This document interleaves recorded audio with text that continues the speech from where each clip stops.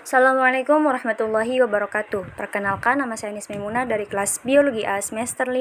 Di sini saya akan menerangkan mengenai proses ovulasi dan menstruasi. Yang sebelumnya sudah dijelaskan mengenai siklus hormonal dari teman saya sebelumnya.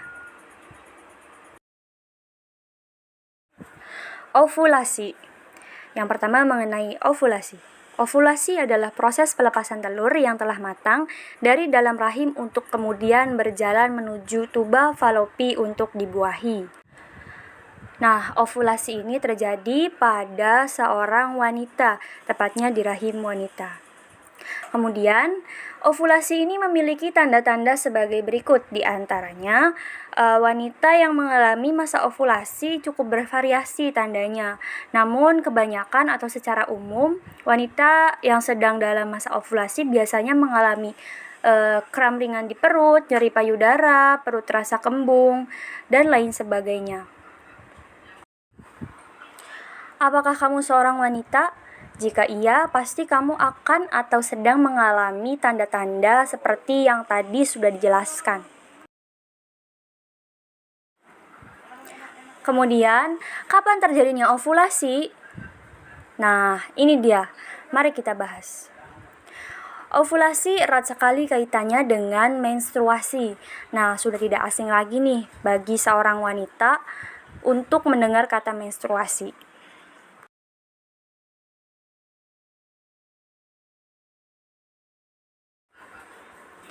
Siklus menstruasi pada wanita terjadi dalam 28 hari sekali pada umumnya. Ovulasi akan terjadi 14 hari sebelum hari pertama menstruasi berikutnya. Jadi 14 hari ini diantara masa setelah menstruasi sebelumnya berakhir dan yang akan datang. Kemudian, namun, waktu ovulasi bisa terjadi hingga 4 hari lebih cepat atau lebih lambat dari jadwal tersebut. Dan seorang wanita biasanya sudah memiliki tanggal yang bisa diperkirakan di mana menstruasi pada seorang wanita tersebut terjadi pada setiap bulannya. Kemudian, seorang wanita dikatakan sedang mengalami masa ovulasi adalah jika ia melepaskan sel telur yang telah matang agar dapat dibuahi oleh sel sperma. Nah, masa ovulasi ini yang terjadi pada wanita hanya berlangsung selama 24-48 jam, kurang lebih 1-2 hari. Sedangkan kemampuan sel sperma untuk membuahi sel telur diperkirakan mencapai 48-72 jam. Kemudian, inilah contoh dari tabel atau siklus haid, dan di dalamnya ada masa perkiraan ovulasi. Dapat dilihat masa haid perempuan pada umumnya 5 hari. Kemudian masa menuju ovulasi itu kurang lebih 14 hari. Dan prediksi masa ovulasi itu 2-3 hari, atau di sini 1-3 hari yang berwarna pink. Begitupun selanjutnya.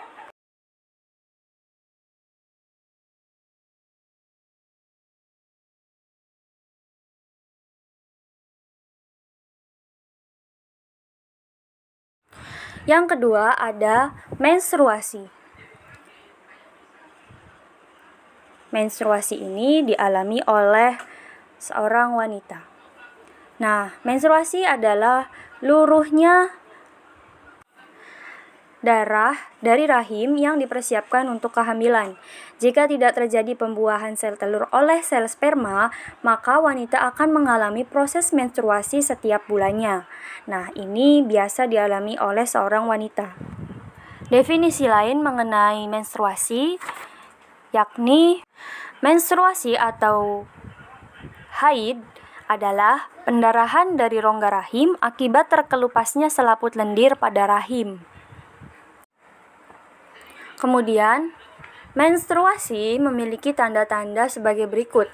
Di antaranya, menstruasi ditandai oleh seorang wanita dengan tanda-tanda nyeri di bagian rahim, kemudian suhu tubuh yang tidak stabil, Hormon yang tidak stabil pula menyebabkan perempuan biasanya ketika mengalami masa haid kemudian atau tidak terkontrol emosinya karena yaitu tadi perubahan hormon yang terjadi pada wanita haid. Dalam menstruasi ada siklusnya, dapat dilihat sebagai gambar berikut ini, di mana di sini ada naik turunnya hormon yang mempengaruhi siklus menstruasi. Di mana pada siklus menstruasi ini ada 4 fase dan di antara 4 fase tersebut ada fase ovulasi. Diawali dari fase menstruasi yakni dari hipotalamus mengeluarkan hormon FSH dan LH yang memicu terjadinya menstruasi. Dari ovarium terjadi perubahan folikel yang menyebabkan folikel-folikel tersebut berkembang dan hancur, kemudian meluruh. Nah, fase itulah yang disebut fase menstruasi. Dapat dilihat pada gambar, pada fase menstruasi, folikel yang ada pada ovarium yaitu folikel primer. Kemudian yang kedua, dilanjut pada fase praovulasi, di mana pada fase praovulasi ini gonad memicu hormon FSH dan hormon LH yang dimana hormon tersebut memacu folikel-folikel sehingga folikel tersebut menjadi folikel sekunder dan memicu juga hormon estrogen yang nantinya akan mengalami pembentukan kembali atau dikenal dengan proliferasi. Selanjutnya fase yang ketiga yaitu fase ovulasi. Dapat dilihat pada gambar, pada fase ovulasi hormon LH dapat dilihat tinggi. Nah, ini juga menandakan hipofase mengeluarkan hormon LH. Dapat dilihat hormon LH-nya tinggi yang kemudian merangsang oosit sekunder dan folikel. Nah, pada masa inilah terjadi pembentukan. Kemudian yang terakhir adalah fase pasca ovulasi, di mana folikel-folikel ini telah matang yang telah melepaskan oosit sekunder.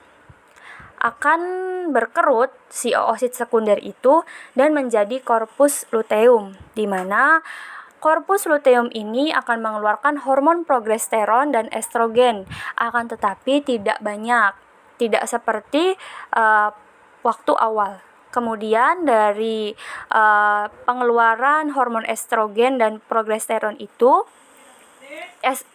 hormon estrogen membantu progesteron menumbuhkan pembuluh-pembuluh darah dan mempertebal untuk persiapan implantasi embrio. Nah, jika tidak terjadi pembuahan pada fase ini, maka korpus luteum akan berubah menjadi korpus albigan yang hanya sedikit mengeluarkan hormon dan mengalami peluruhan kembali atau kembali lagi ke fase awal yaitu fase menstruasi. Nah, pada fase pasca ovulasi ini terjadi sebelum 14 hari ke haid berikutnya atau ke fase menstruasi berikutnya. Yang tadi sudah dijelaskan di awal pada pengertian ovulasi sendiri dan tanda-tanda dan lain sebagainya.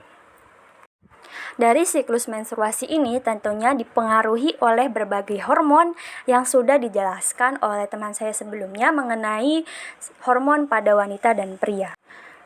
Mungkin sekian saja yang dapat saya sampaikan mengenai proses ovulasi dan menstruasi. Kurang dan kurangnya mohon maaf. Wallahu muwaffiq ila aqwamit thoriq. Wassalamualaikum warahmatullahi wabarakatuh. Terima kasih.